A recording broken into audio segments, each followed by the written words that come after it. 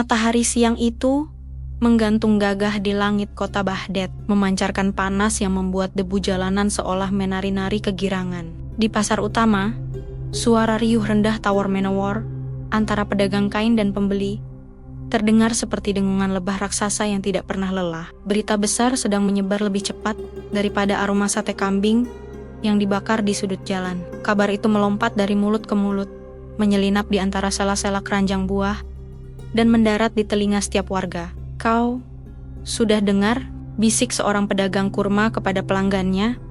Matanya membelalak lebar, seolah baru melihat hantu di siang bolong. Khalifah Harun al-Rasyid akan mengadakan jamuan makan malam yang belum pernah ada tandingannya. Pelanggan itu, seorang pria tua dengan serban yang sedikit miring, mengangguk antusias sambil memilih kurma yang paling gemuk. "Tentu saja aku dengar," katanya, "seluruh ulama dan cendekiawan terhebat di Baghdad diundang untuk hadir ke istana malam ini." Desas-desus itu memang bukan isapan jempol belaka, karena di dalam istana yang megah, kesibukan luar biasa sedang terjadi. Para pelayan berlarian ke sana kemari, membawa nampan perak dan gulungan karpet sutra. Sementara aroma masakan mulai mengepul dari dapur istana. Namun, di balik kemeriahan persiapan itu, Raja Harun al-Rasyid duduk termenung di singgasananya dengan senyum penuh arti. Di sampingnya berdiri Wazir Ja'far, penasihat setianya, yang tampak sedikit cemas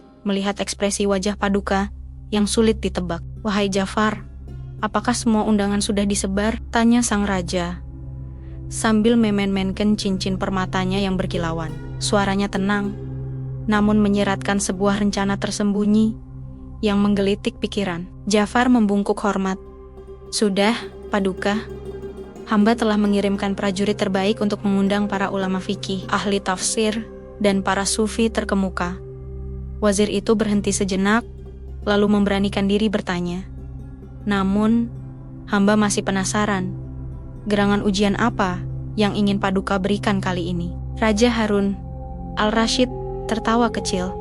Suara tawanya menggema di ruangan yang luas itu. "Ah, Ja'far, kau tahu betapa aku bosan dengan orang-orang yang hanya pandai bicara manis dan mengangguk, setuju pada setiap perkataanku." Ia bangkit dari duduknya dan berjalan menuju jendela yang menghadap ke taman istana yang asri. "Aku ingin melihat siapa di antara mereka yang benar-benar menggunakan akalnya, dan siapa yang hanya membeo pada aturan tanpa memahami hakikatnya."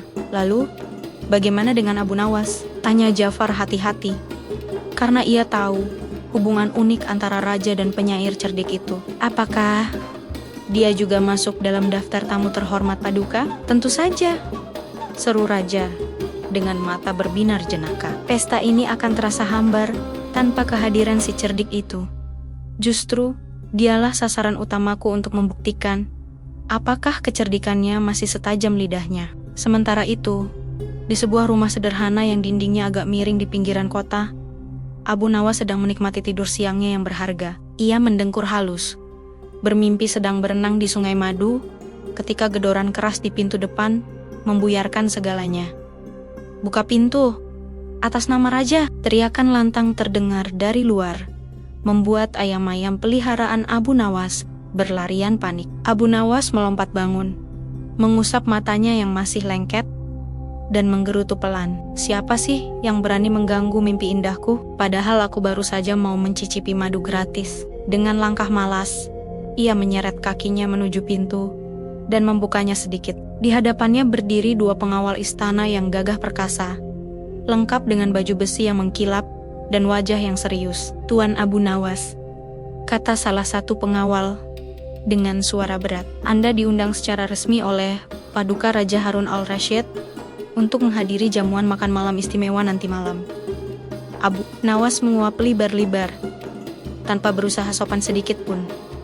"Jamuan makan? Apakah raja kehabisan teman bicara sehingga harus memanggil rakyat jelata sepertiku?" Pengawal itu mengerutkan kening, tidak terbiasa dengan sikap santai yang ditunjukkan oleh sang tuan rumah. "Ini adalah kehormatan besar, Abu Nawas. Ratusan ulama besar akan hadir, dan raja secara khusus meminta kehadiranmu." Mendengar kata ulama besar, telinga Abu Nawas langsung bergerak naik insting kewaspadaannya menyala. Ia tahu betul tabiat raja. Jika banyak orang pintar dikumpulkan, biasanya ada jebakan konyol atau teka-teki rumit yang menanti. Tunggu sebentar, kata Abu Nawas sambil bersandar di kusen pintu, menatap curiga pada gulungan undangan bersulam emas yang disodorkan padanya. Apakah ini jamuan makan biasa? Atau raja sedang merencanakan sandiwara baru untuk menertawakan kita? Pengawal itu menggeleng kaku, berusaha menahan kesabarannya. Kami hanya bertugas menyampaikan undangan, bukan menafsirkan isi hati raja. Jadi terimalah ini dan bersiaplah. Abu Nawas mengambil undangan itu. Dengan 2 jari sioliala benda itu bisa meledak sewaktu-waktu. Baiklah, baiklah. Sampaikan pada Paduka bahwa hamba yang setia ini akan datang. Meski perutku sebenarnya lebih suka bubur kacang buatan istriku. Setelah pengawal itu pergi dengan langkah tegap, istri Abu Nawas muncul dari dapur dengan wajah berseri-seri. Suamiku, itu undangan istana. Kita akan makan enak malam ini. Kau harus pakai baju terbaikmu. Abu Nawas memandang istrinya dengan tatapan jenaka, namun penuh kasih sayang. Istriku sayang, di istana memang banyak makanan lezat. Tapi kau harus tahu, makanan raja seringkali sulit ditelan, karena banyak duri tipu muslihatnya. Ah, kau ini selalu curiga, sahut istrinya sambil mengambilkan jubah terbaik Abu Nawas, yang sudah agak pudar warnanya. Anggap saja ini rezeki. Lagi pula, kapan lagi kau bisa duduk sejajar dengan ulama-ulama besar itu? Ulama besar?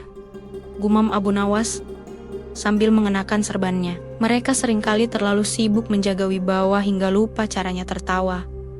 Ia mematut diri di depan cermin retak miliknya, memastikan letak serbannya sudah cukup rapi untuk tidak diusir, tapi cukup miring untuk menunjukkan gayanya. Matahari mulai condong ke barat, mengubah langit Baghdad menjadi kanvas jingga yang mempesona. Di jalan-jalan utama Korata-Karata, kuda mewah mulai terlihat berlalu lalang, membawa para tamu undangan menuju gerbang istana. Para ulama dengan jubah sutra yang panjang dan serban putih bersih tampak duduk angkuh di dalam kereta mereka. Wajah-wajah mereka memancarkan kebanggaan, seolah undangan ini adalah pengakuan mutlak atas kedalaman ilmu mereka. Berbeda dengan mereka, Abu Nawas memilih berjalan kaki dengan santai, bersenandung kecil sambil menyapa tetangganya. Ia sesekali berhenti untuk membetulkan sandalnya yang talinya sudah mau putus. Sama sekali tidak terlihat seperti orang yang akan bertemu raja. "Hei, Abu Nawas, mau kemana kau berpakaian rapi begitu?" teriak seorang tukang pandai besi dari bengkelnya. "Ke istana," balas Abu Nawas sambil melambaikan tangan. "Raja rindu padaku.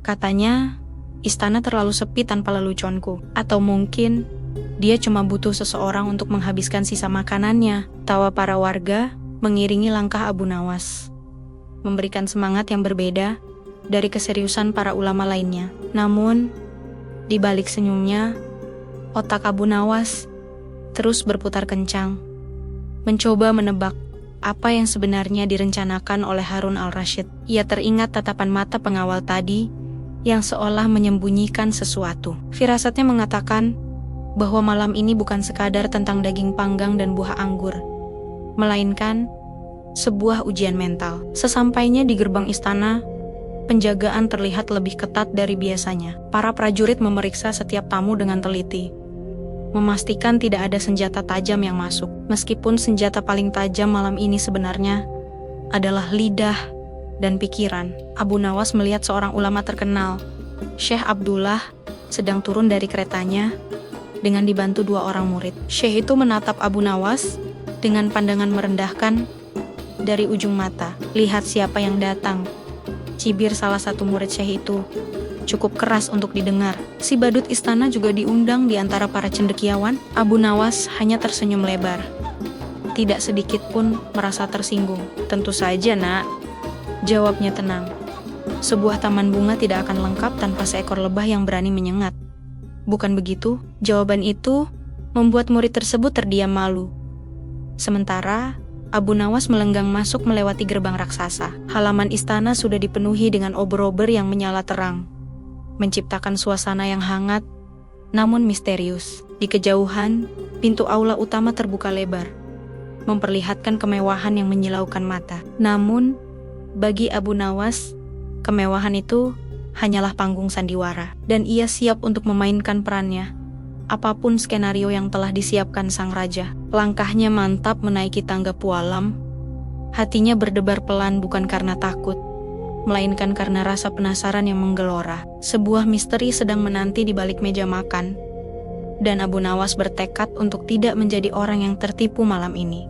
Gerbang istana Baghdad malam itu terbuka begitu lebar, seolah-olah mulut raksasa yang siap menelan siapa saja yang berani melangkah masuk. Cahaya ribuan obor memantul indah pada dinding-dinding pualam putih, menciptakan suasana siang di tengah kelamnya malam. Para pengawal istana berdiri tegak dengan tombak berlapis emas di tangan mereka.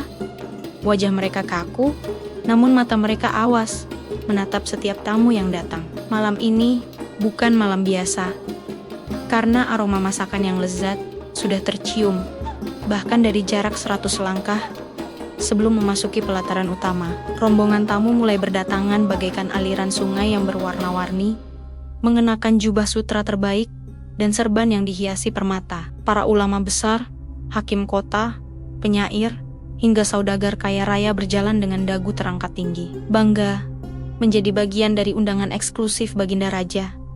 Di antara kerumunan orang-orang yang berpakaian serba mewah itu, terlihat sesosok pria dengan jubah yang sederhana, sedikit lusuh, namun matanya bersinar jenaka. Itulah Abu Nawas, yang berjalan santai, sambil sesekali membetulkan letak serbannya yang miring tertiup angin. Seorang ulama berbadan subur, dengan jubah hijau zamrud, menyenggol lengan Abu Nawas, sambil terkekeh pelan. "Wahai Abu Nawas, tumben sekali engkau terlihat rapi. Apakah engkau hendak melamar pekerjaan menjadi tukang cicip istana?" Abu Nawas tersenyum lebar, menampakkan deretan giginya, lalu menjawab dengan nada ringan yang khas. "Ah, Tuan Syekh yang mulia, saya hanyalah pelengkap penderita, ibarat garam dalam sayur. Tanpa saya pesta ini mungkin akan terasa hambar dan membosankan." Ulama itu tertawa, meski terdengar agak dipaksakan. Lalu mereka berdua melangkah masuk melewati pintu gerbang raksasa yang terukir kaligrafi indah. Di dalam balairung istana, pemandangan yang tersaji sungguh membuat mata siapapun terbelalak kagum. Lantai ruangan itu dilapisi karpet Persia tebal berwarna merah marun, begitu empuk hingga langkah kaki tidak terdengar sama sekali. Di langit-langit bergantungan lampu-lampu kristal yang memendarkan cahaya keemasan, membuat suasana terasa hangat dan sangat agung. Di sudut-sudut ruangan, para pemusik istana memetik dawai gambus dan meniup seruling bambu, mengalunkan nada-nada lembut yang menenangkan jiwa. Para pelayan hilir mudik dengan nampan-nampan perak berisi buah-buahan segar, mulai dari anggur ungu yang ranum hingga delima yang merekah merah. Abu Nawas mengambil tempat duduk di deretan tengah, tidak terlalu dekat dengan singgasana, namun cukup strategis untuk mengamati seluruh ruangan. Ia mengambil setangkai anggur dan memasukkannya ke mulut, menikmati manisnya buah itu sambil matanya bergerak lincah mengamati sekeliling. Tak lama kemudian, gong kecil dipukul 3 kali, menandakan kedatangan sang penguasa Baghdad, Khalifah Harun Al-Rashid. Semua hadirin serentak berdiri dan membungkuk hormat ketika sang raja melangkah masuk dengan jubah kebesarannya yang bertabur benang emas. Wajah Baginda Raja malam itu tampak sangat cerah, dihiasi senyum yang lebar dan ramah.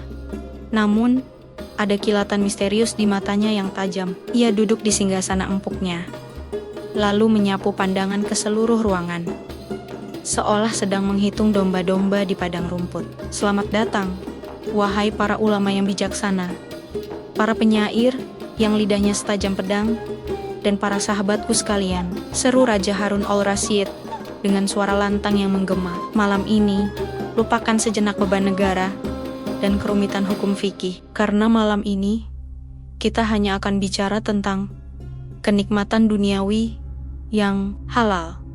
Para tamu tertawa sopan dan mengangguk-angguk setuju, merasa tersanjung dengan sambutan hangat dari pemimpin mereka. Namun, Abu Nawas yang sedang mengunyah sepotong kue manis, tiba-tiba menghentikan kunyahannya.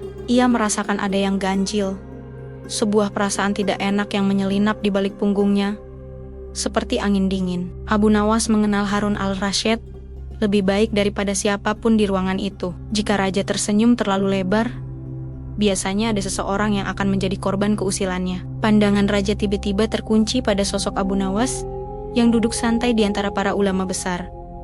"Ah, Abu Nawas, aku senang kau bisa hadir. Aku khawatir kau tersesat di pasar karena terlalu asyik menawar harga bawang." Gelak tawa membahana di seluruh ruangan.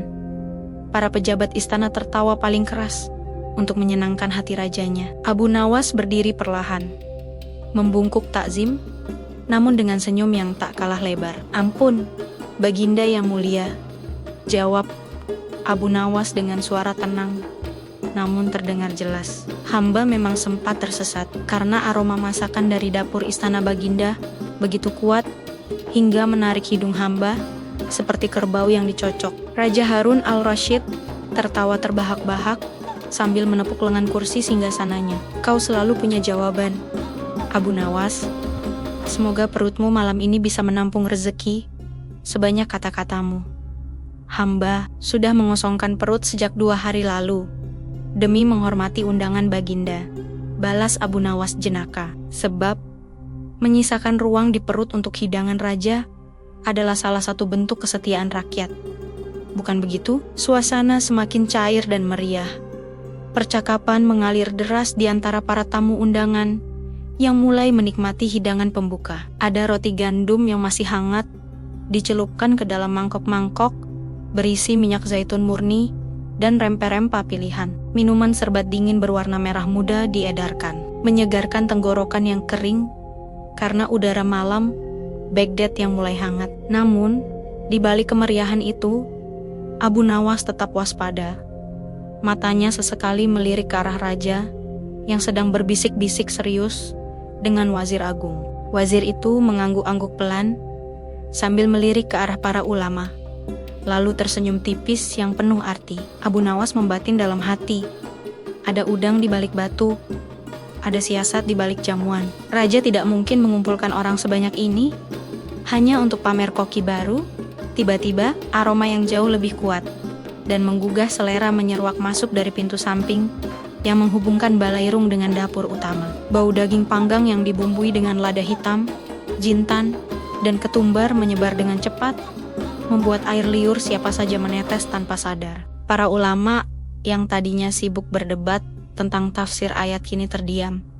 Hidung mereka kembang kempis, mencium aroma surga dunia itu. Seorang pelayan tua berbisik kepada tamu di sebelahnya.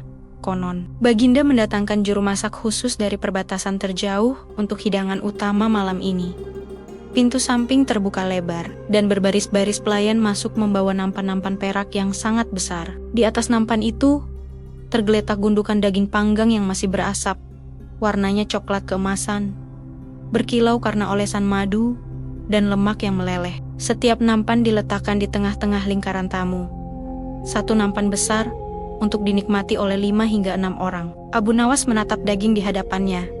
Bentuknya utuh, aromanya begitu sempurna. Tidak ada tanda-tanda yang mencurigakan secara fisik. Raja Harun al-Rasyid kemudian mengangkat tangannya.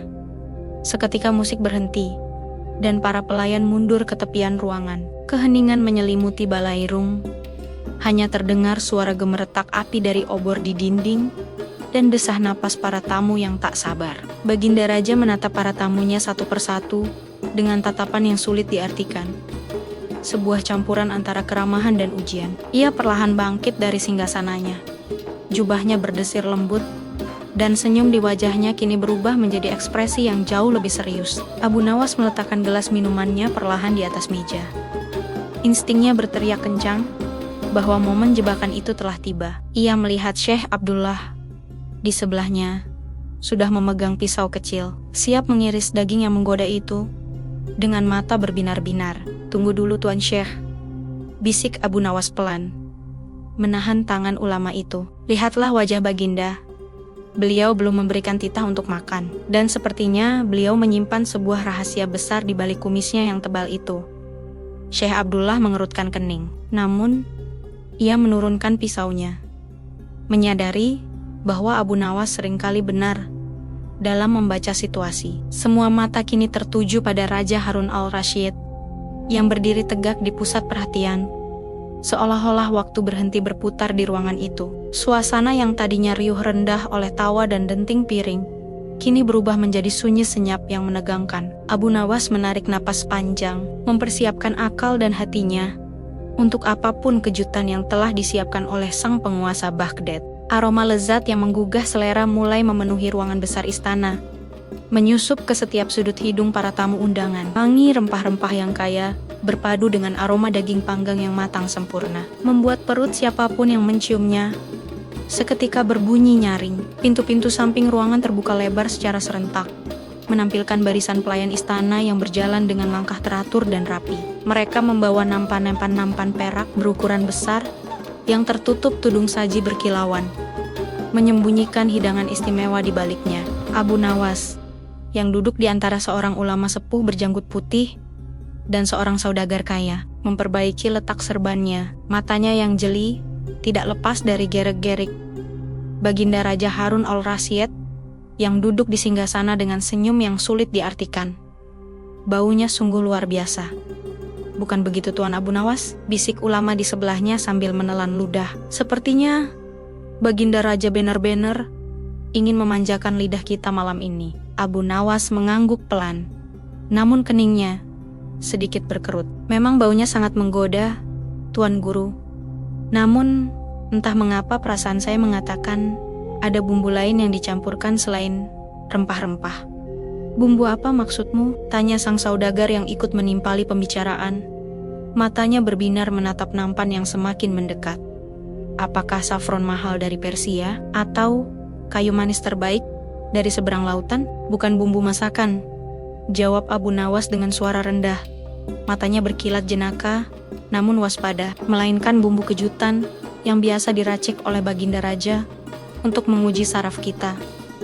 Para pelayan kini telah meletakkan nampan-nampan besar itu di tengah setiap lingkaran meja para tamu. Uap panas mengepul keluar dari celah tudung saji, membawa serta janji kenikmatan duniawi yang sulit ditolak. Musik gambus yang sedari tadi mengalun lembut perlahan berhenti, digantikan oleh keheningan yang penuh antisipasi. Semua mata kini tertuju pada sosok agung di ujung ruangan, menanti titah untuk memulai santapan. Raja Harun al-Rasyid perlahan bangkit dari kursi kebesarannya.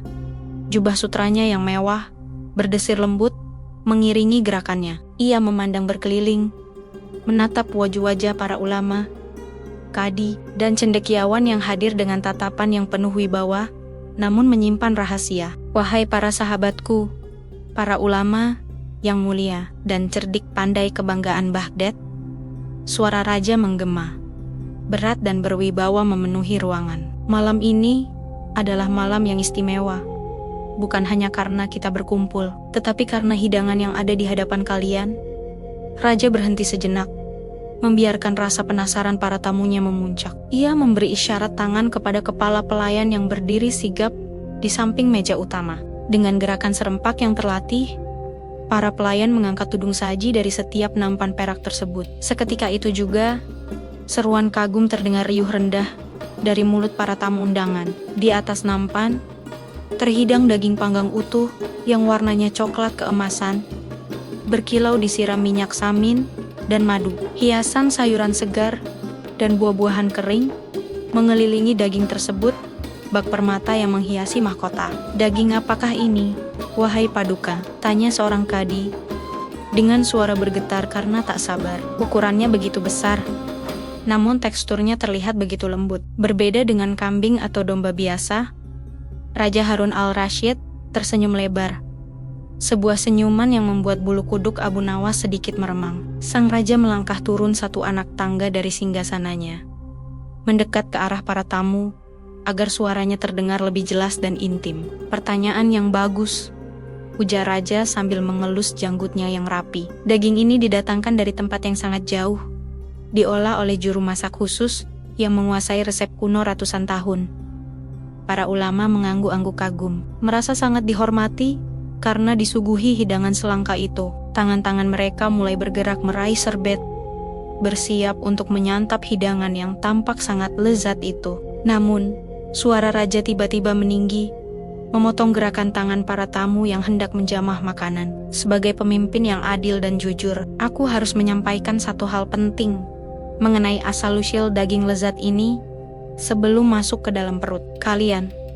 Suasana yang tadinya hangat dan penuh decak kagum mendadak berubah menjadi hening. Tidak ada denting sendok, tidak ada suara bisikan. Hanya suara napas yang tertahan menanti kelanjutan ucapan sang raja. Abu Nawas menyipitkan matanya, firasatnya semakin kuat bahwa jebakan itu akan segera terpasang. Ia melihat raja menarik napas panjang, seolah sedang mengumpulkan keberanian atau mungkin menahan tawa. Ketahuilah, wahai para ulama yang suci, lanjut raja dengan wajah yang dibuat seserius mungkin. Juru masakku mengatakan bahwa daging ini memiliki tekstur terbaik di dunia. Lebih empuk dari kijang, lebih gurih dari unta muda. Raja berjalan pelan, mengelilingi meja utama Yari Jerinia yang penuh cincin permata menunjuk ke arah daging panggang yang masih mengepulkan asap. Sayangnya, kenikmatan duniawi ini memiliki satu syarat yang mungkin berat bagi keimanan kita. Wajah para ulama mulai terlihat bingung dan cemas. Beberapa dari mereka saling berpandangan, mencoba menebak arah pembicaraan baginda raja. "Apa maksud paduka?" tanya ulama sepuh di sebelah Abu Nawas dengan suara parau. "Apakah hewan ini disembelih?" Tidak dengan menyebut nama Allah. Raja menggelengkan kepalanya perlahan, ekspresinya penuh keprihatinan yang dibuat-buat. "Bukan masalah penyembelihannya, wahai guru, melainkan jenis hewannya." Jantung para tamu berdegup kencang. Dalam tradisi istana, kejutan bisa berupa hadiah emas atau hukuman. Dan ketidakpastian ini sungguh menyiksa. Daging yang tampak begitu menggoda, begitu harum, dan begitu lezat di hadapan kalian ini. Raja berhenti lagi, matanya menyapu seluruh ruangan untuk memastikan semua orang mendengarkan. Adalah daging babi hutan pilihan yang dipanggang dengan bumbu terbaik dari negeri Tiongkok, ucap raja dengan suara lantang dan tegas. Kata-kata itu meluncur bagaikan petir yang menyambar di siang bolong, menghantam telinga setiap orang yang hadir di ruangan itu. Waktu seolah berhenti berputar selama beberapa detik. Mulut sang saudagar kaya yang tadinya terbuka karena lapar, kini menganga karena terkejut. Ulama sepuh di sebelah Abu Nawas, wajahnya memucat seketika, seolah darah di tubuhnya tersedot habis ke kakinya. Daging yang beberapa detik lalu terlihat sebagai anugerah Tuhan yang paling nikmat, kini di mata mereka berubah menjadi benda yang paling menjijikkan di muka bumi. Aroma yang tadinya wangi semerbak, kini seolah berubah menjadi bau yang menusuk dan penuh dosa. Raja Harun al-Rasyid berdiri tegak dengan tangan di pinggang, mengamati reaksi tamu-tamunya dengan kepuasan tersembunyi. Ia ingin melihat sejauh mana keteguhan hati para pemuka agama ini ketika dihadapkan pada godaan yang telah tersaji di depan mata. "Nah, silakan dinikmati," ujar raja dengan nada yang ringan, seolah ia baru saja mempersilahkan mereka memakan buah anggur biasa. "Aku ingin tahu pendapat kalian tentang rasanya, karena juru masakku bilang ini adalah daging paling enak yang pernah ada." Keheningan yang mencekam menyelimuti ruangan besar itu, lebih sunyi daripada kuburan di tengah malam. Tidak ada yang berani bergerak, tidak ada yang berani bersuara. Tangan-tangan yang tadi sudah terulur, kini kaku di udara atau ditarik kembali dengan cepat, seakan nampan perak itu membara karena api neraka. Para pelayan yang berdiri di pinggir ruangan pun menundukkan kepala, tidak berani menatap wajah para ulama yang kini merah padam, menahan amarah dan rasa jijik. Di tengah ketegangan yang memuncak itu, Abu Nawas masih duduk tenang di kursinya. Ia menatap daging panggang itu lekat-lekat, lalu beralih menatap wajah raja yang sedang menanti reaksi massal. Abu Nawas melihat secercah kilatan jahil di mata sang raja. Kilatan yang sama yang sering ia lihat ketika mereka sedang bermain catur atau beradu teka-teki. Otak cerdas Abu Nawas bekerja cepat, menghubungkan segala kejanggalan sejak awal pesta dimulai. "Babi," gumam Abu Nawas pelan, nyaris tak terdengar oleh siapapun kecuali dirinya sendiri. Ia mengamati serat daging itu sekali lagi, lalu menghirup aromanya dalam-dalam, mencari petunjuk yang tersembunyi di balik label haram yang baru saja ditempelkan oleh raja. Sementara itu, raja kembali ke singgasananya dan duduk dengan santai. Ia mengambil sebuah piala emas dan menyesap minumannya, membiarkan ketegangan itu merasuki tulang sumsum para tamunya. "Mengapa diam saja?" tanya raja memecah keheningan. Suaranya sedikit memprovokasi. "Bukankah tadi kalian bilang perut kalian sudah berkeriuk? Meminta isi. Bukankah baunya tadi kalian puji setinggi langit?" Pertanyaan itu bagaikan siraman minyak ke dalam api. Kebingungan para ulama. Mereka terjebak antara rasa lapar, rasa hormat kepada raja, dan ketakutan yang luar biasa akan melanggar hukum agama yang paling mendasar. Pengumuman itu sukses mengubah pesta pora menjadi ujian mental yang berat. Di satu sisi, ada hidangan raja, di sisi lain, ada larangan Tuhan. Dan di Tengge-Tenggonia, ada Raja Harun al-Rasyid yang sedang tersenyum penuh arti. Suara baginda Raja Harun al-Rasyid yang lantang itu masih menggema di sela-sela pilar istana, memantul ke dinding-dinding marmer yang dingin. Kata babi yang baru saja meluncur dari bibir sang khalifah bagaikan mantra sihir hitam yang seketika mengubah emas menjadi debu. Para ulama dan ahli fikih yang tadinya duduk santai dengan senyum lebar, kini membeku di tempat duduk masing-masing. Mata mereka terbelalak lebar, menatap tumpukan daging panggang yang mengepul itu dengan tatapan horor yang tak terlukiskan. Seolah-olah hidangan itu baru saja berubah menjadi monster berkepala 3. Syekh Abdullah, ulama paling sepuh dengan janggut putih yang menjuntai hingga ke dada, adalah yang pertama kali bereaksi secara fisik. Dengan gerakan refleks yang mengejutkan untuk orang seusianya, ia melompat mundur hingga kursinya berdecit keras menggores lantai. "Astagfirullah, astagfirullahalazim," serunya sambil mengibaskan jubahnya berkali-kali. Ia bertingkah siolwala. Aroma lezat yang tadi ia puji-puji itu kini berubah menjadi gas, beracun yang bisa menodai kesucian imannya hanya dengan menghirupnya. Kepanikan Syekh Abdullah segera menular bagaikan wabah penyakit ke seluruh ruangan perjamuan. Ulama di sebelahnya, yang tadi sudah memegang sendok emas dengan erat, serta-merta melempar sendok itu ke meja hingga berdenting nyaring. "Haram, ini haram," bisiknya dengan wajah pucat pasi.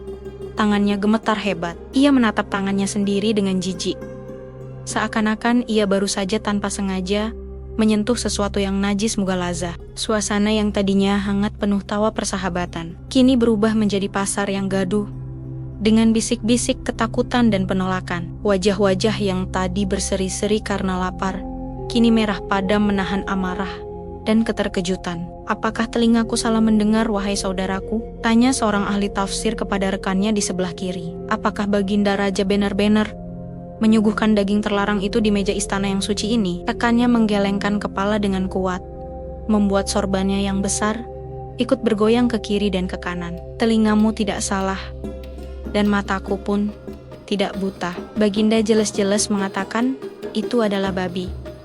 Gelombang penolakan mulai terbentuk. Para tamu agung itu serentak memundurkan tubuh mereka menjauhi meja. Jarak antara perut mereka dan pinggiran meja kini melebar, menciptakan jurang pemisah yang ditegaskan oleh hukum agama. Mereka memandang daging panggang yang berkilauan oleh lemak itu dengan pandangan memusuhi. Padahal, secara objektif, daging itu terlihat sangat sempurna, dimasak dengan tingkat kematangan yang pas, dan dibumbui dengan rempah-rempah terbaik dari seluruh penjuru negeri. Aroma ketumbar, jintan, dan bawang putih yang harum semerbak masih terus menari-nari di udara, menggoda hidung siapa saja yang bernapas. Perut-perut para ulama itu, yang tidak mengerti konsep halal dan haram, tetap berbunyi keroncongan minta diisi, menciptakan dilema batin yang menyiksa. Namun, akal sehat dan ketakwaan mereka membentengi diri sekuat tenaga dari godaan nafsu makan. "Ini pasti ujian berat dari Allah," gumam seorang sufi tua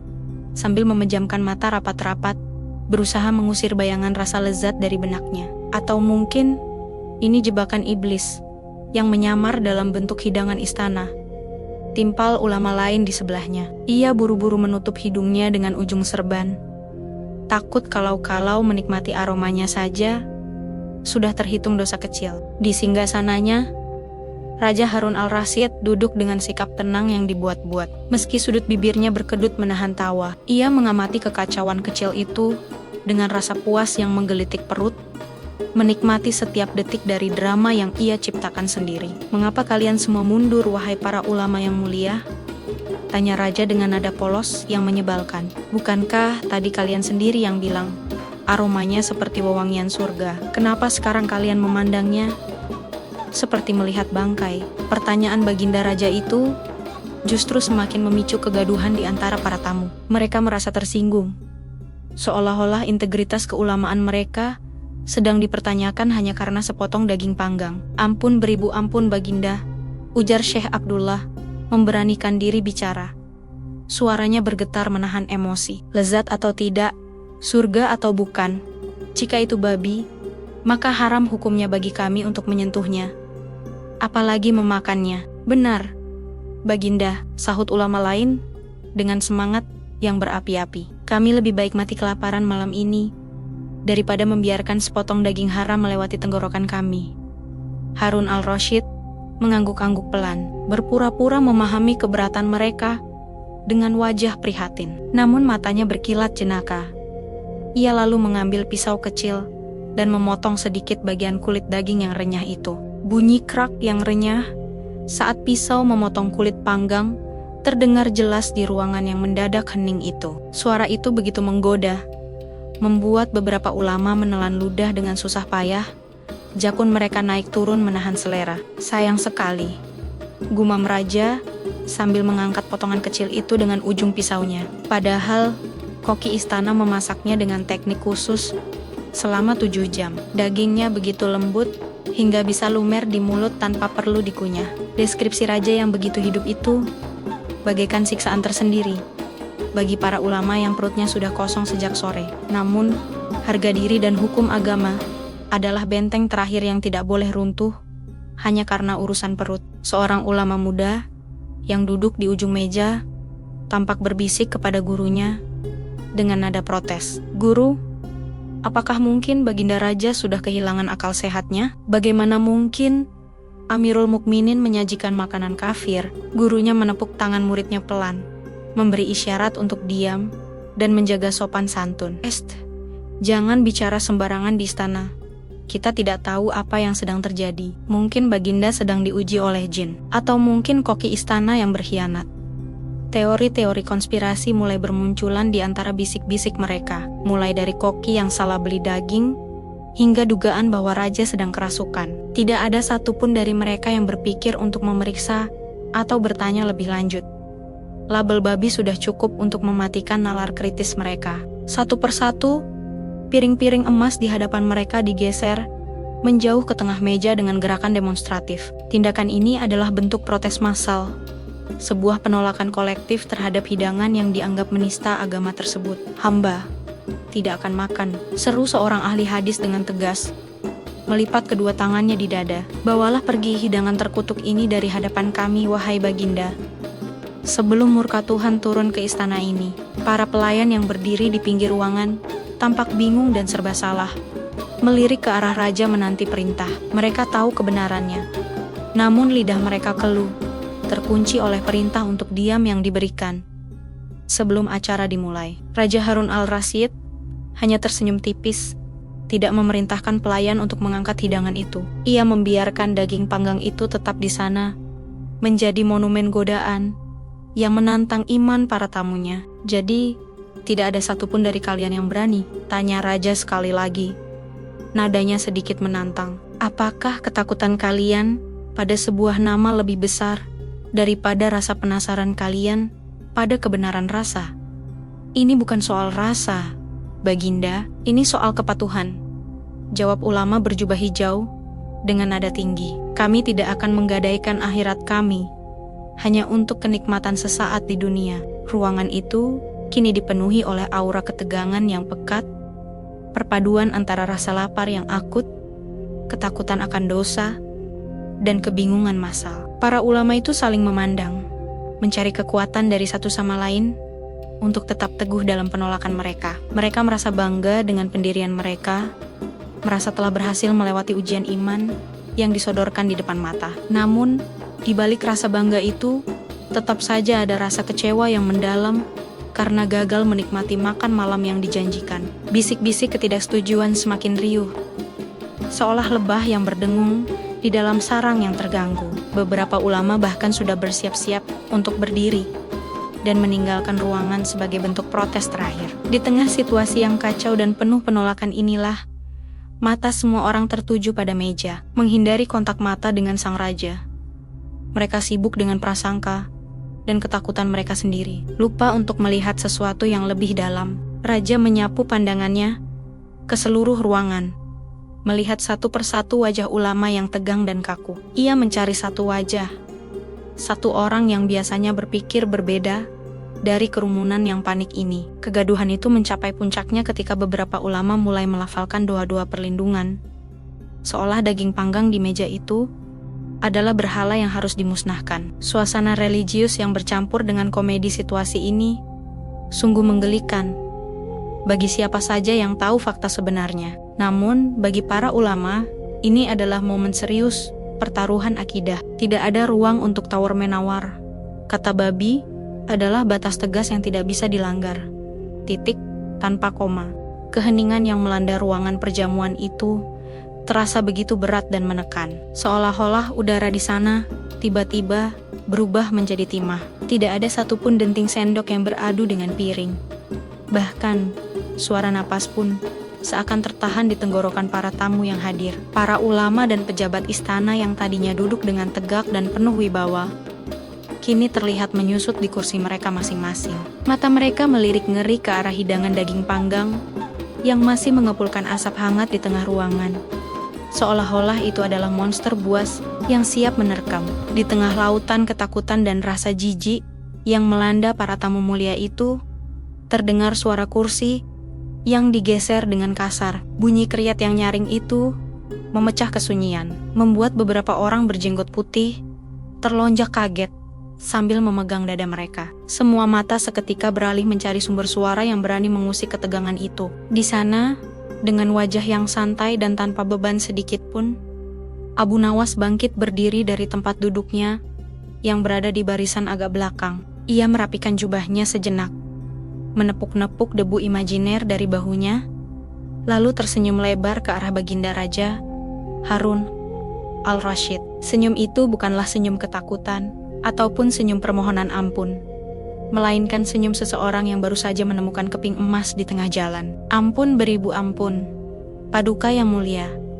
Suara Abu Nawas terdengar lantang dan jernih, menggema di seluruh penjuru aula istana. Hamba melihat reken-reken hamba yang mulia ini tampaknya sedang kehilangan selera makan mereka secara mendadak. Seorang ulama tua di sebelah kanan Abu Nawas menarik ujung jubahnya dengan panik, mencoba mendudukkannya kembali. Duduklah, Abu Nawas, jangan cari perkara, desis ulama itu dengan wajah pucat pasi. Apa kau tidak mendengar titah Baginda bahwa itu adalah daging haram? Abu Nawas menepis tangan itu dengan lembut, namun tegas, tetap mempertahankan posisi berdirinya yang gagah. Ia tidak menanggapi bisikan ketakutan itu. Matanya justru terkunci lurus pada sosok Raja Harun al-Rashid yang duduk di singgasana. Raja Harun al-Rashid, yang sejak tadi mengamati reaksi para tamunya dengan tatapan tajam, kini menegakkan punggungnya. Ada kilatan rasa tertarik yang muncul di mata sang khalifah melihat satu-satunya orang yang berani berdiri tegak di hadapannya. Abu Nawas, panggil raja dengan nada suara yang dalam dan penuh wibawa. Apakah kau hendak meninggalkan ruangan ini karena merasa terhina dengan hidanganku, seperti yang dipikirkan oleh para ulama lainnya? Pertanyaan itu adalah sebuah jebakan, dan semua orang di ruangan itu tahu bahwa jawaban yang salah bisa berujung pada kemurkaan sang penguasa. Namun, Abu Nawas justru menggelengkan kepalanya pelan, seolah pertanyaan itu adalah lelucon ringan. Sama sekali tidak, Paduka, jawab Abu Nawas sambil mulai melangkahkan kakinya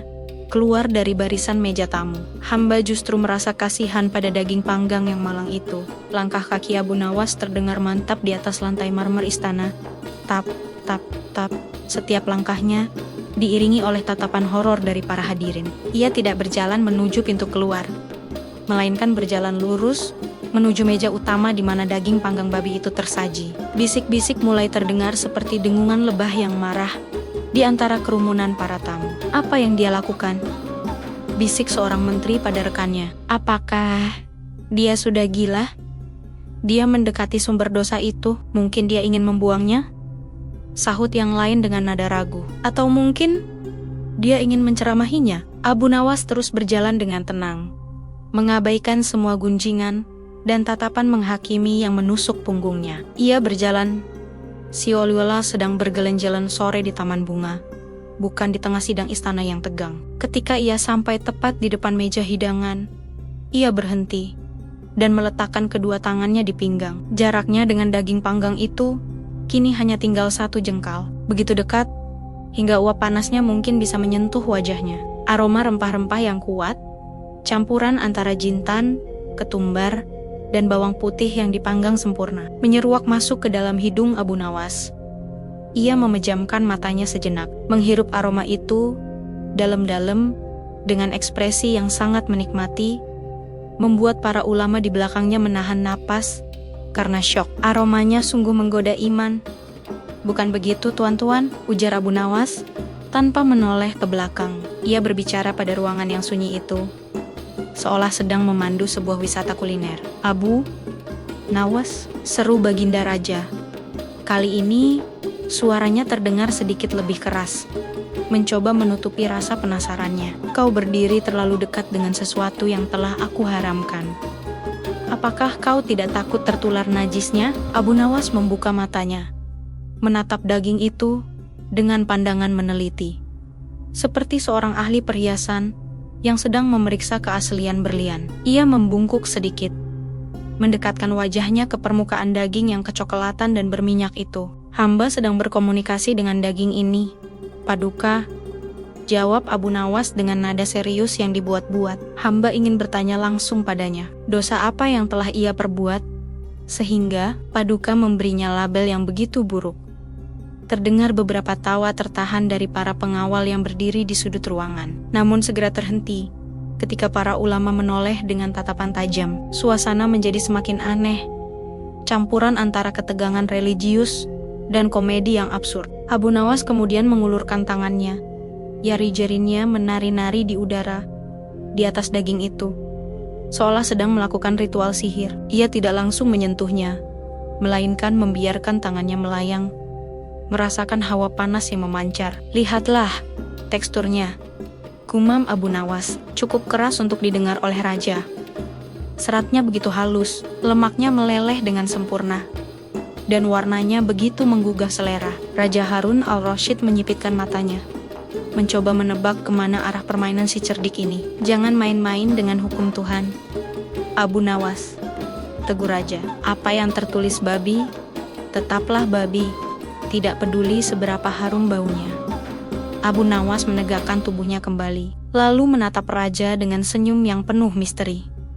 Benar sekali Paduka, apa yang tertulis adalah hukum, namun apa yang terhidang adalah kenyataan. Kalimat itu menggantung di udara, membuat dahi para ulama berkerut, mencoba mencerna maknanya. Apakah Abu Nawas sedang menantang raja, atau sedang menyampaikan sebuah teka-teki sufi tingkat tinggi? Tanpa menunggu izin lebih lanjut, Abu Nawas mengambil sebuah piring kosong yang terbuat dari perak murni, yang terletak di pinggir meja. Denting piring perak yang diambilnya terdengar sangat nyaring di telinga semua orang yang masih terpaku. Ia juga mengambil sebilah pisau tajam dan garpu besar yang tersedia di sana. Gerakannya begitu luwes dan terlatih, seolah ia adalah tuan rumah dari pesta ini, bukan sekadar tamu undangan biasa. Para ulama menatap dengan mulut ternganga, tidak percaya bahwa Abu Nawas benar-benar akan melangkah sejauh ini. Dia akan melakukannya, bisik seorang kadi dengan suara gemetar.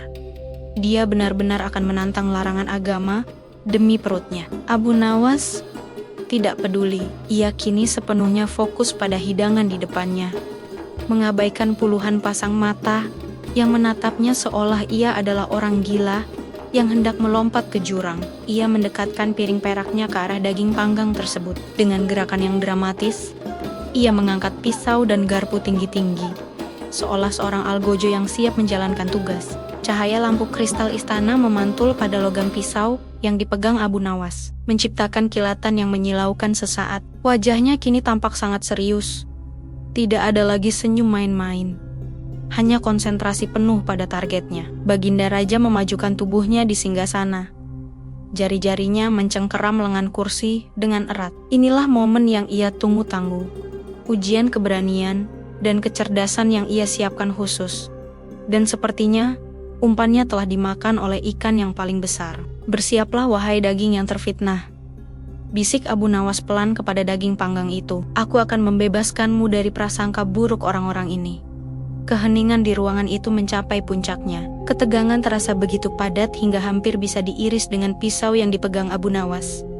Semua orang menahan napas, menanti apakah Abu Nawas akan benar-benar mendaratkan pisau itu pada daging yang dituduh haram tersebut. Abu Nawas menarik napas panjang, mengisi paru perunia dengan aroma lezat itu sekali lagi. Ia memantapkan kuda-kudanya, siap untuk melakukan sesuatu yang dianggap dosa besar oleh semua orang di ruangan itu, kecuali mungkin dirinya sendiri dan sang raja.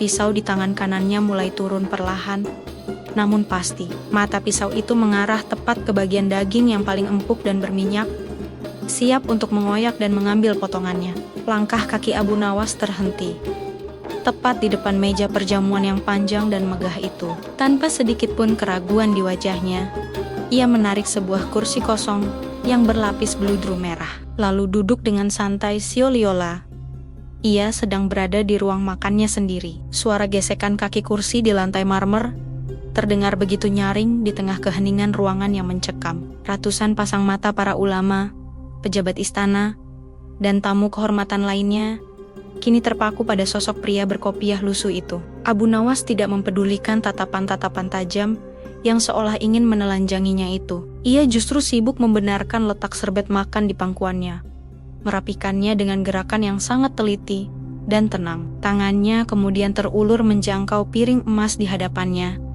lalu mengambil pisau dan garpu perak yang berkilau, tertimpa cahaya lampu kristal. Dengan gerakan perlahan, ia mendekatkan wajahnya ke arah daging panggang yang masih mengepulkan asap hangat itu, lalu menghirup aromanya dalam-dalam. Aromanya sungguh menggugah selera. Gumam Abu Nawas cukup keras, hingga terdengar oleh orang-orang yang duduk di meja terdekat. Ia tersenyum lebar. Matanya berbinar menatap kulit daging yang kecoklatan dan berminyak itu. Seorang ulama berjanggut putih yang duduk 2 kursi dari Abu Nawas tampak menahan napas karena terkejut. Wajahnya memerah padam, antara marah dan tidak percaya melihat kelancangan si penyair sufi yang hendak melanggar larangan agama di depan umum. Abu Nawas mulai mengiris daging itu dengan pisau peraknya, memisahkan bagian yang empuk dari tulangnya dengan keahlian layaknya seorang juru masak istana. Suara denting pisau beradu dengan piring porselen terdengar berirama, ting, ting, sret, memecah kesunyian yang semakin tegang. Potongan daging pertama kini sudah tertancap di ujung garpu, berkilauan karena lapisan bumbu dan lemak yang meleleh. Abu Nawas mengangkatnya tinggi-tinggi, mengamatinya sejenak di bawah cahaya lampu, seolah sedang menilai kualitas permata yang langka. Tanpa menunggu lebih lama, ia memasukkan potongan daging itu ke dalam mulutnya. Mulutnya mulai mengunyah dengan perlahan, menikmati setiap tekstur dan rasa yang meledak di lidahnya. Terdengar suara gumaman kenikmatan dari mulut Abu Nawas. Luar biasa. Ia memejamkan matanya sejenak, meresapi kelembutan daging yang seakan lumer begitu saja, tanpa perlu dikunyah keras. Para hadirin serentak menahan napas. Suara terkesiap terdengar susal-menusal dari berbagai penjuru ruangan, seperti ombak di lautan. Mereka tidak percaya bahwa Abu Nawas benar-benar menelan daging yang telah dinyatakan sebagai babi oleh sang raja. Astagfirullah, bisik seorang pejabat istana sambil menutup mulutnya dengan tangan. Matanya melotot ngeri. Dia benar-benar memakannya. Dia benar-benar menelannya. Abu Nawas tidak berhenti. Pada suapan pertama, tangannya kembali bergerak lincah, mengiris potongan kedua yang lebih besar. Kali ini ia mencocolkan daging itu ke dalam saus kental yang tersedia di sisi piring, membuatnya semakin terlihat menggiurkan. "Baginda," seru Abu Nawas tiba-tiba di sela kunyahannya. Suaranya lantang namun santai. Koki istana kali ini benar-benar melampaui dirinya sendiri. Daging ini dimasak dengan tingkat kematangan yang sempurna. Raja Harun al-Rasyid yang duduk di singgasana hanya mengangguk pelan, menyembunyikan senyum geli di balik piala emas yang ia pegang. Sang raja menatap Abu Nawas dengan sorot mata jenaka, seolah menikmati pertunjukan tunggal yang sedang berlangsung di hadapannya. Melihat raja tidak murka, Abu Nawas semakin bersemangat menghabiskan hidangan di piringnya. Ia makan dengan lahap, seolah-olah ia belum makan selama 3 hari 3 malam, mengabaikan etika makan istana yang kaku. Seorang ulama fikih yang duduk di seberang meja tidak tahan lagi melihat pemandangan itu dan memalingkan wajahnya dengan jijik. Ia berbisik kepada rekannya, "Lihatlah dia, perutnya telah mengalahkan imannya. Sungguh malang nasib jiwanya." Namun, Abu Nawas yang telinganya setajam pendengarannya akan hikmah, mendengar bisikan itu dan hanya tersenyum simpul. Ia justru sengaja mendentingkan sendok dan garpunya lebih keras, menambah irama kegaduhan di meja makan yang sunyi itu. "Saudaraku," kata Abu Nawas sambil menawari piringnya ke arah ulama yang memalingkan muka itu, "apakah Tuan yakin tidak ingin mencicipi barang sedikit pun? Mubazir adalah temannya setan, bukan?" Ulama itu tersentak kaget dan mundur hingga punggungnya menabrak sandaran kursi. "Jauhkan itu dariku, wahai orang gila. Jangan kau ajak aku masuk ke dalam lubang dosa bersamamu," serunya dengan suara bergetar. Abu Nawas tertawarnya, tawa yang ringan dan tanpa beban, lalu menarik kembali piringnya. Baiklah, kalau begitu, biarkan hamba yang menanggung beban kenikmatan ini sendirian," ucapnya jenaka. Ia kembali menyuapkan potongan daging yang besar. Saus menetes dari sudut bibirnya yang segera ia seka dengan serbet. Kunyahannya begitu bersemangat hingga pipinya menggembung, membuat wajahnya terlihat seperti tupai yang sedang menimbun kenari. Para menteri saling berbisik, bertanya-tanya hukuman apa yang akan dijatuhkan raja kepada Abu Nawas setelah jamuan ini selesai. Mereka membayangkan cambukan atau penjara bawah tanah. Namun Abu Nawas tampak sama sekali tidak memikirkan masa depan yang suram itu. Di tengah kenikmatan makannya, Abu Nawas meraih gelas air dan meneguknya hingga tandas untuk melancarkan kerongkongannya. "Ah, segarnya," desahnya puas, lalu kembali menyerang sisa daging yang masih ada di piring. Suasana di ruangan itu menjadi sangat aneh. Di satu sisi, ada ketegangan horor melihat pelanggaran agama.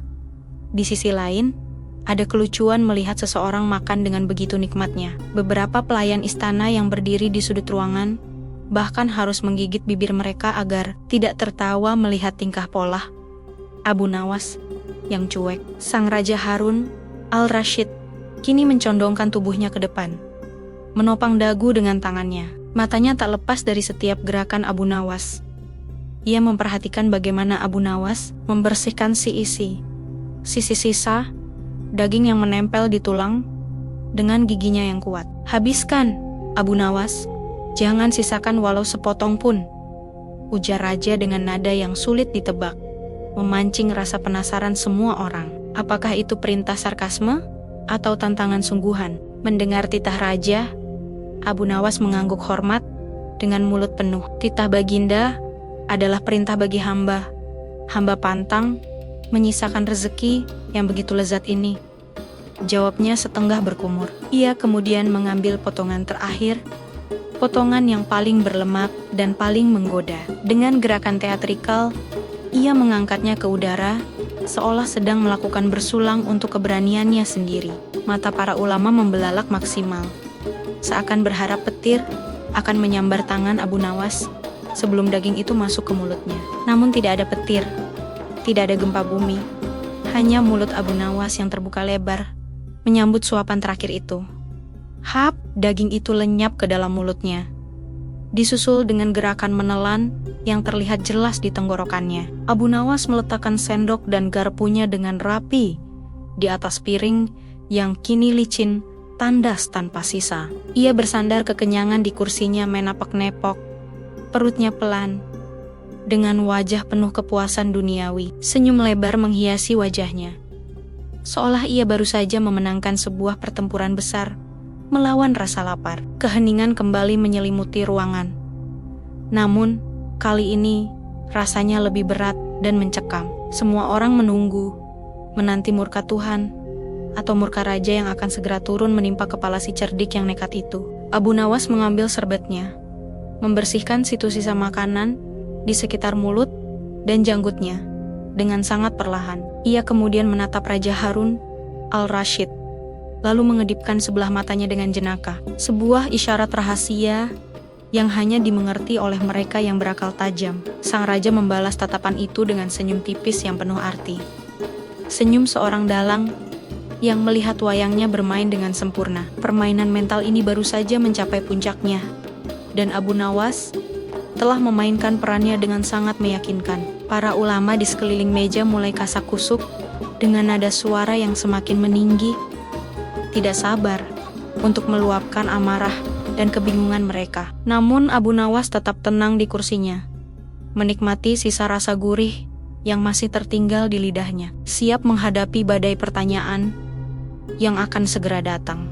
Suasana di dalam balairung istana mendadak menjadi begitu hening seolah-olah waktu berhenti berputar di sekitar meja perjamuan itu. Satu-satunya suara yang terdengar hanyalah denting halus tulang yang diletakkan Abu Nawas ke atas piring. Peraknya yang kini telah licin tandas tanpa sisa. Ia menyeka bibirnya yang berminyak dengan sapu tangan sutra, lalu bersandar pada kursi empuknya dengan wajah penuh kepuasan. Matanya sedikit terpejam, menikmati sisa rasa bumbu rempah yang masih menari-nari di lidahnya. Sama sekali tidak peduli dengan puluhan pasang mata yang menatapnya dengan horor. Raja Harun al-Rashid yang duduk di ujung meja utama memajukan tubuhnya sedikit, menatap leket-leket ke arah sahabat sekaligus abdi setianya itu. Sang khalifah berusaha keras menyembunyikan kilatan geli di matanya, menggantinya dengan ekspresi keterkejutan yang dibuat-buit, namun tampak sangat meyakinkan. Abu Nawas,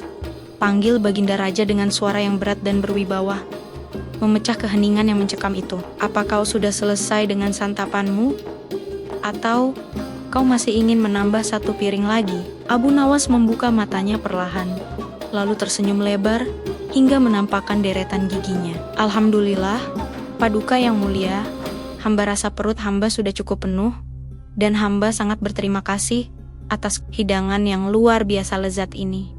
Mendengar jawaban itu, seorang ulama bertubuh gemuk yang duduk di seberang meja langsung tersedak minumannya sendiri saking kagetnya. Ia terbatuk-batuk keras, sementara rekannya yang berwajah tucat pasi menapok-nepok punggungnya dengan mata yang tak lepas menatap Abu Nawas. Raja Harun al-Rashid menggelengkan kepalanya perlahan, seolah tak percaya dengan apa yang baru saja disaksikan oleh seluruh hadirin. Hei, Abu Nawas, bukankah telingamu masih berfungsi dengan baik saat aku memberikan pengumuman di awal jamuan tadi? Abu Nawas mengangguk dengan takzim. Tentu saja, Paduka. Telinga hamba masih sangat tajam, setajam penciuman hamba terhadap aroma masakan. Lantas, suara raja meninggi satu oktav, membuat para pelayan istana menunduk ketakutan. Bukankah aku sudah bilang dengan jelas bahwa daging panggang yang ada di piring itu adalah daging babi? Gema suara raja memantul di dinding-dinding istana, menegaskan gawatnya situasi yang sedang dihadapi oleh sang pujangga cerdik. Mengapa kau memakannya dengan begitu lahap? Seolah-olah itu adalah daging domba muda yang paling halal di muka bumi. Sebelum Abu Nawas sempat menjawab, seorang ulama sepuh dengan janggut putih panjang berdiri dari kursinya dengan tangan gemetar menunjuk ke arah Abu Nawas. Ini adalah skandal, sebuah aib besar terjadi tepat di depan mata kita dan di dalam istana Amirul Mukminin. Ulama tersebut menatap Abu Nawas dengan pandangan yang menyala-nyala, penuh dengan penghakiman dan kemarahan suci.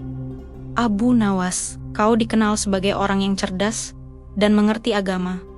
Tetapi hari ini, kau bertindak lebih buruk daripada orang jahiliyah. Seruan itu memicu keberanian ulama-ulama lain untuk ikut angkat bicara, mengubah suasana jamuan makan menjadi sidang pengadilan dadakan. Benar, kau telah melanggar larangan yang sangat jelas tertulis dalam kitab suci. tanpa rasa malu sedikit pun. "Lihatlah bibirnya yang berminyak itu," teriak seorang ahli fikih dari sudut meja. "Itu adalah minyak dari lemak babi yang diharamkan.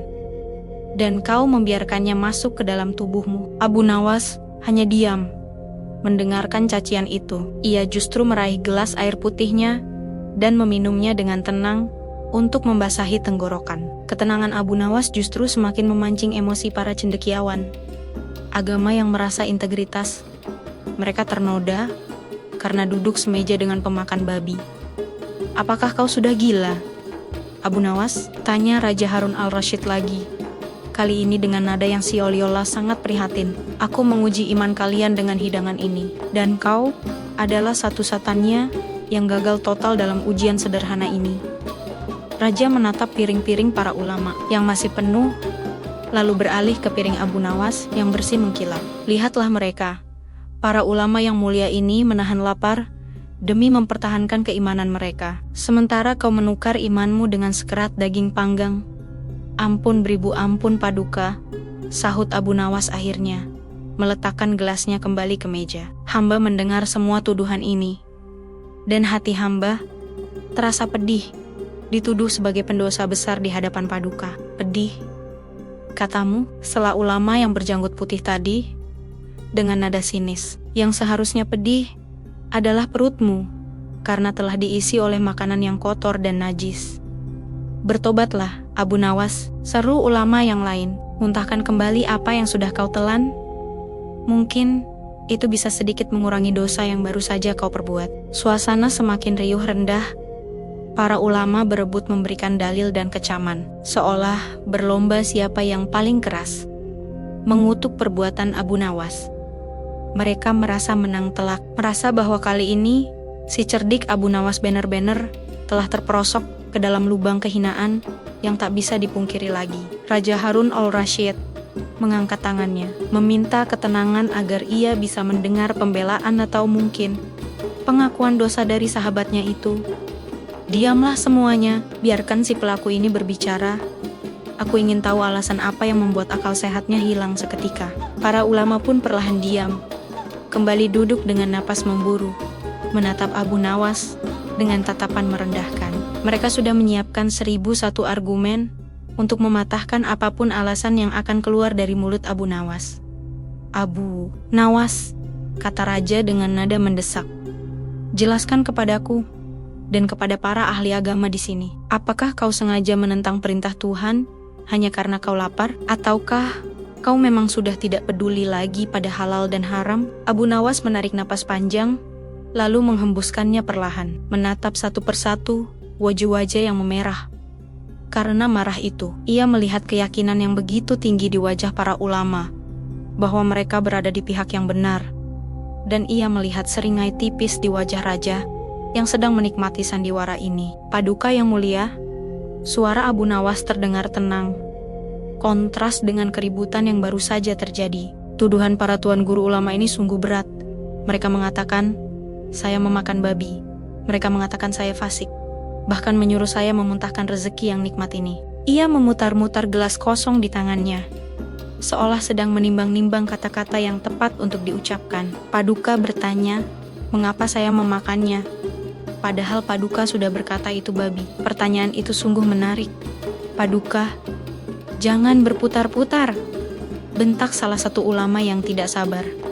"Jawab saja, kau tahu itu babi karena raja yang mengatakannya, tapi kau tetap memakannya. Itu intinya." Abu Nawas tersenyum kecil ke arah ulama yang membentaknya itu.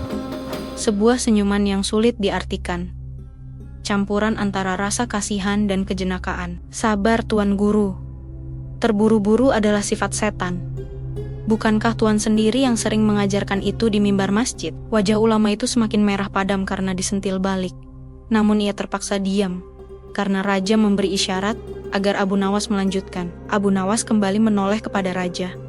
Tatapannya kini menjadi lebih serius, namun tetap menyiratkan kecerdikan yang khas. "Paduka bertanya, mengapa hamba berani memakannya?" ucap Abu Nawas sambil menunjuk piring kosong di hadapannya dengan jari telunjuk. "Tentu saja hamba punya alasan yang sangat kuat.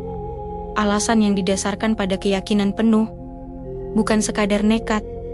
Alasan apa yang bisa membenarkan memakan babi? Tanya Raja Harun al-Rasyid, memancing lebih dalam. Apakah kau punya fatwa baru yang kami tidak tahu, Abu Nawas? Tawa kecil meledak dari beberapa ulama, menertawakan kemungkinan konyol bahwa Abu Nawas bisa memutarbalikkan hukum syariat yang sudah pasti. Mereka yakin Abu Nawas sudah tersudut dan hanya sedang berusaha mengulur waktu dari hukuman atau rasa malu. Abu Nawas menggeleng pelan. Tidak ada fatwa baru, Paduka. Hukum Tuhan tetaplah hukum Tuhan. Yang haram tetaplah haram. Dan hamba tidak pernah berniat melanggarnya sedikit pun. Pernyataan ini membuat kening Raja berkerut. Dan para ulama saling berpandangan dengan bingung. Bagaimana mungkin seseorang mengaku tidak melanggar hukum Tuhan?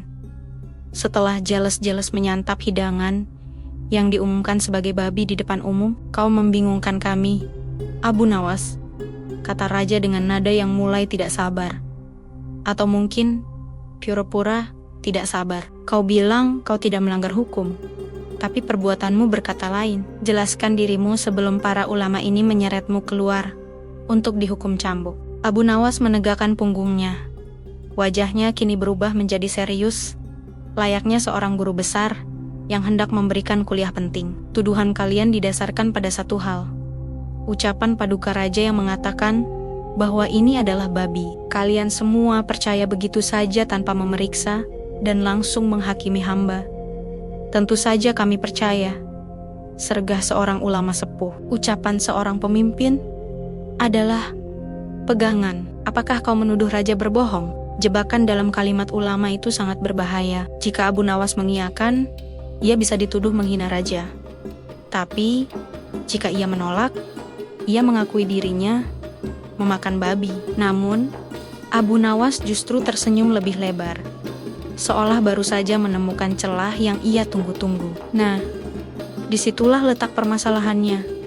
Wahai para tuan guru yang bijaksana, kata Abu Nawas dengan nada yang mulai meninggi, siap untuk membalikkan keadaan. Kalian terlalu sibuk dengan label dan ucapan, sampai lupa menggunakan anugerah terbesar yang diberikan Tuhan kepada manusia untuk mencari kebenaran. Raja Harun al-Rasyid mencondongkan tubuhnya semakin dekat, menyadari bahwa momen puncak dari sandiwara ini sudah di depan mata. Ia tahu Abu Nawas tidak akan pernah mengecewakannya dalam hal silat lidah dan pembuktian logika. Apa maksudmu, Abu Nawas? Tanya Raja, memberi umpan terakhir. Anugerah apa yang kau maksud? Dan apa hubungannya dengan daging panggang yang kau makan itu? Para ulama terdiam, menunggu dengan tegang, siap untuk menyanggah apapun alasan konyol yang akan dilontarkan si penyair gila ini. Tetapi Abu Nawas tidak tampak gentar sedikit pun. Ia justru tampak seperti singa yang siap menerkam mangsa yang lengah. Suasana di dalam ruang jamuan istana mendadak menjadi sangat dingin dan kaku. Kontras dengan hangatnya uap masakan yang masih mengepul. Abu Nawas, yang baru saja menelan potongan daging terakhirnya, tampak tidak terganggu sama sekali oleh tatapan penuh amarah dari sekelilingnya. Ia mengambil serbet sutra yang terlipat rapi di samping piringnya. Lalu dengan gerakan yang sengaja diperlambat, ia menyeka sudut bibirnya yang berminyak. Alhamdulillah, ucapnya lantang. Sebuah ucapan syukur yang terdengar seperti ledakan petir di tengah keheningan mencekam para tamu undangan. Seorang ulama berjanggut putih panjang yang duduk tepat di seberangnya tidak dapat menahan diri lagi dan memukul meja dengan keras. Abu Nawas, apakah akal sehatmu sudah hilang ditelan nafsu perutmu? Teriak ulama itu dengan wajah merah padam. Baginda Raja Harun al-Rasyid dengan jelas mengatakan bahwa itu adalah daging babi, hewan yang diharamkan bagi kita, sambung ulama lain di sebelahnya. Abu Nawas hanya tersenyum tipis, matanya berkedip jenaka, menatap wajah-wajah tegang di hadapannya. Ia kemudian memutar tubuhnya sedikit menghadap sang raja yang masih duduk di singgasana, dengan ekspresi menunggu, menanti pembelaan macam apa yang akan keluar. Wahai para tuan guru yang mulia, dan tuanku baginda yang bijaksana, mulai Abu Nawas, dengan nada suara yang tenang dan merdu. Saya ingin bertanya satu hal, sederhana sebelum kalian menghukum saya. Lanjutnya sambil mengangkat sisa tulang dari piringnya. Jika saya menempelkan tulisan madu pada sebuah botol berisi racun, apakah racun itu akan berubah menjadi manis dan menyehatkan? Para ulama saling berpandangan, bingung dengan arah pertanyaan Abu Nawas yang terdengar tidak berhubungan. Tentu saja tidak, Abu Nawas. Racun tetaplah racun. Label tidak mengubah zatnya, jawab salah satu dari mereka dengan ketus. Benar sekali, sahut Abu Nawas cepat. Jarinya menunjuk ke udara, seolah baru saja menangkap seekor lalat. Lalu, jika saya menempelkan tulisan racun pada botol berisi air zam-zam, apakah air itu menjadi mematikan? Tidak, itu tetap air suci, jawab ulama yang lain.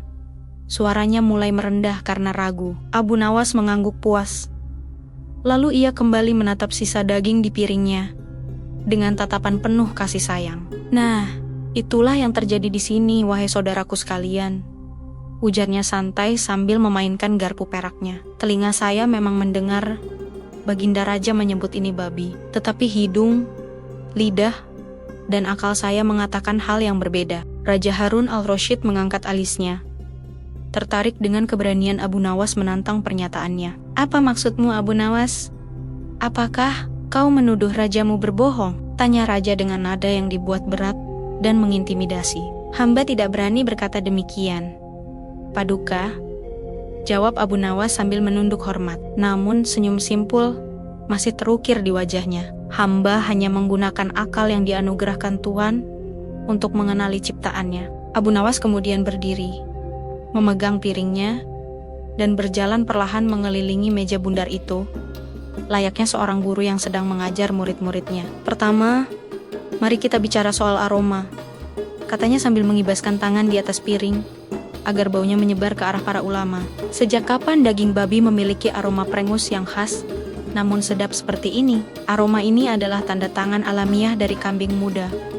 Para ulama itu spontan mengendus-endus udara. Hidung mereka kembang kempis, mencoba menangkap aroma yang dimaksud. Kedua, perhatikan serat dagingnya, lanjut Abu Nawas, menunjuk serat halus pada sisa daging yang belum termakan. Serat daging babi cenderung lebih pucat, dan lemaknya tebal menggumpal. Sedangkan yang saya santap ini, seratnya merah kecoklatan, dan lemaknya menyatu lembut. Ia berhenti tepat di depan ulama yang tadi memarahinya paling keras, lalu menyodorkan piring itu sedikit lebih dekat. Dan yang paling penting, Tuan Guru, bisik Abu Nawas dengan nada konspirasi yang cukup keras untuk didengar semua orang. Apakah kalian benar-benar percaya bahwa Baginda Harun al-Rasyid, khalifah yang saleh, pemimpin umat yang taat, akan menyuguhkan makanan haram di istananya sendiri? Pertanyaan itu menohok logika semua orang di ruangan itu, membuat mereka terdiam 1000 bahasa. Abu Nawas telah membalikkan keadaan dengan cerdik. Menuduh makanan itu babi sama saja dengan menuduh raja tidak saleh. Saya memakan daging ini justru karena saya sangat percaya pada kesalehan Baginda Raja, tambah Abu Nawas dengan wajah tanpa dosa. Saya yakin 100% mustahil Baginda memberi makan para ulama dan sahabatnya dengan barang haram. Meskipun mulut beliau berkata sebaliknya untuk menguji kita.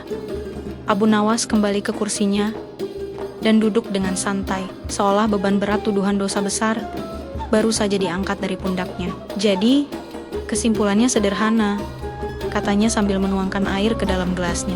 Label yang keluar dari mulut bisa saja sebuah ujian atau teka-teki, tetapi hakikat rasa tidak pernah berdusta. Lidah saya, yang telah berpengalaman mencicipi berbagai hidangan dari timur hingga barat, bersaksi bahwa ini adalah daging kambing muda pilihan. Bahkan, jika boleh saya menebak, ini adalah kambing guling yang dimasak dengan bumbu rempah jintan dan ketumbar. Resep khusus juru masak istana. Ia meminum airnya dengan tenang, membiarkan argumennya meresap ke dalam benak setiap orang yang hadir. Para ulama kini tampak gelisah. Mereka mulai menyadari bahwa mereka mungkin telah terkecoh oleh permainan kata-kata raja dan ketakutan mereka sendiri. Mereka melihat piring-piring mereka yang masih penuh, lalu melirik ke arah Raja Harun al-Rasyid untuk mencari konfirmasi. Abu Nawas tidak perlu menunggu pengakuan raja, karena ia sudah tahu kebenarannya sejak suapan pertama menyentuh lidahnya. Ia hanya menatap raja dengan tatapan jenaka, seolah berkata melalui matanya, "Permainan yang bagus, Paduka, tapi perutku lebih jujur daripada telingaku."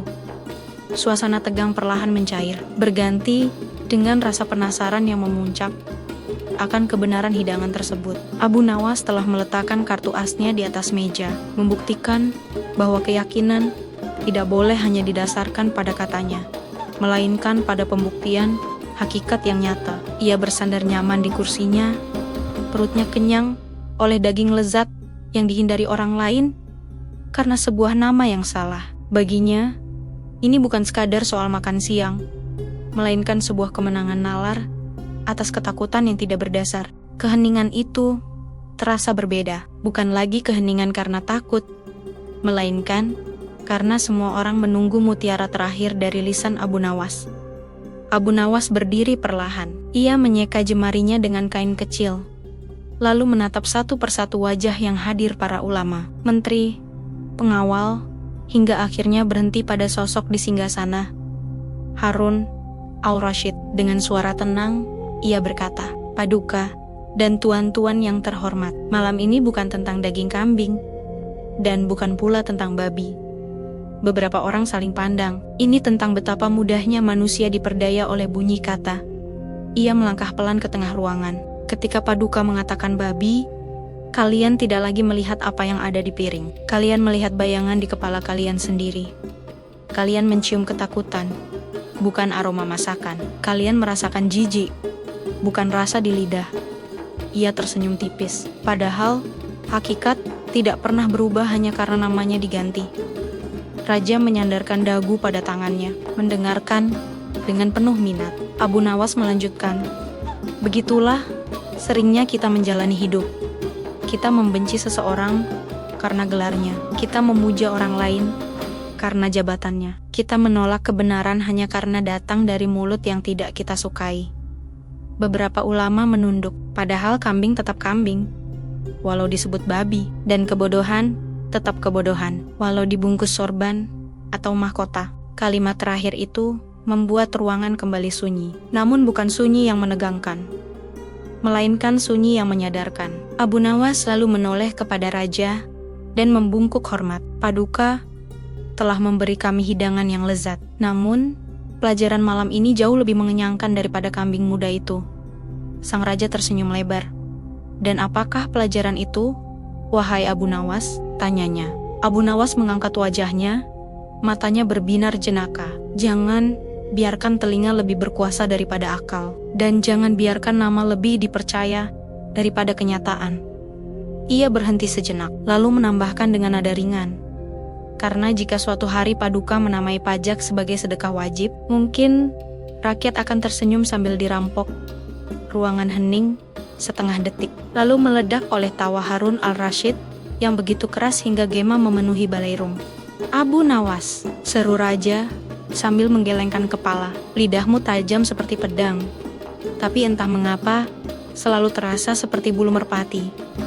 Malam itu berakhir dengan tawa dan kesadaran, dan sejak saat itu, kisah tentang jamuan babi palsu di istana Baghdad menjadi pengingat bagi siapapun yang mendengarnya, bahwa kebenaran tidak berubah hanya karena manusia sepakat untuk menamainya dengan sesuatu yang lain, dan bahwa seorang bijak sejati tidak takut pada nama. Ia hanya takut pada rasa yang tidak enak. Langkah Abu Nawas bergema pelan di lorong-lorong batu kota Baghdad yang mulai sepi. Di belakangnya, balairung istana masih menyisakan cahaya obor yang berkelip hangat. Di dalam sana, sang Khalifah Harun al-Rashid Mosih duduk sambil tersenyum, memikirkan sahabatnya yang tak pernah gagal mengubah jebakan menjadi pelajaran. Namun sebelum benar-benar meninggalkan istana tadi, ada satu hal kecil yang terjadi, sesuatu yang luput dari perhatian banyak orang. Ketika Abu Nawas menerima kantong emas itu, ia sempat menimbangnya dengan tangan kanan, lalu berkata pelan, namun cukup keras untuk didengar, "Paduka, izinkan hamba bertanya satu hal terakhir." Raja mengangkat alisnya. "Apalagi sekarang, wahai penakluk kambing?" Abu Nawas tersenyum. "Jika tadi Paduka menamai kambing sebagai babi untuk menguji kami, bagaimana jika suatu hari ada orang menamai kebohongan sebagai kebenaran? dan semua orang mempercayainya hanya karena takut. Ruangan sempat hening. Raja tidak tertawa kali ini. Para ulama yang tadi tersipu kembali menegang. Pertanyaan itu terasa lebih tajam daripada semua gurauan sebelumnya. Dengan suara lebih tenang, Abu Nawas melanjutkan, "Bukankah itulah sebabnya kita harus menjaga akal tetap terjaga? Karena jika manusia berhenti berpikir, maka siapapun bisa menamai apa saja sesukanya, dan dunia akan dipenuhi ketakutan yang tak perlu." Sang khalifah menatapnya lama, lalu perlahan, ia mengangguk. "Engkau benar, Abu Nawas. Seorang raja boleh menguji rakyatnya, tapi rakyat yang berakal juga menjadi pengingat bagi rajanya. Kali ini, tepuk tangan yang terdengar bukanlah tepuk tangan hiburan, melainkan tepuk tangan penghormatan. Dan kini, di bawah sinar bulan Baghdad yang pucat keperakan, Abu Nawas berjalan sambil menapok-nepok kantong emasnya. Ia bergumam sendiri, untung saja tadi memang kambing. Kalau benar babi, bisa-bisa aku pulang bukan membawa emas, tapi membawa masalah." Ia tertawa kecil. Sesampainya di rumah, istrinya menyambut dengan wajah penasaran. "Dari mana saja engkau? Seharian tidak pulang, tidak membawa kabar, dan aku pun tidak memasak," katanya setengah kesal. Abu Nawas mengangkat kantong emas itu dengan bangga. "Hari ini, aku makan kambing paling lezat di Baghdad, mengajar para ulama tanpa membuka kitab, dan dibayar mahal oleh raja." Istrinya menyipitkan mata. "Dan apa pelajaranmu hari ini?" Abu Nawas tersenyum lebar. "Jika sesuatu terlihat baik, tercium baik, dan terasa baik, jangan biarkan orang lain menakutimu hanya dengan namanya." Istrinya mengangguk pelan, lalu berkata santai, Baiklah, besok aku akan menamai sayur bayam sebagai daging rusa, supaya engkau makan dengan lahap." Abu Nawas terdiam sesaat.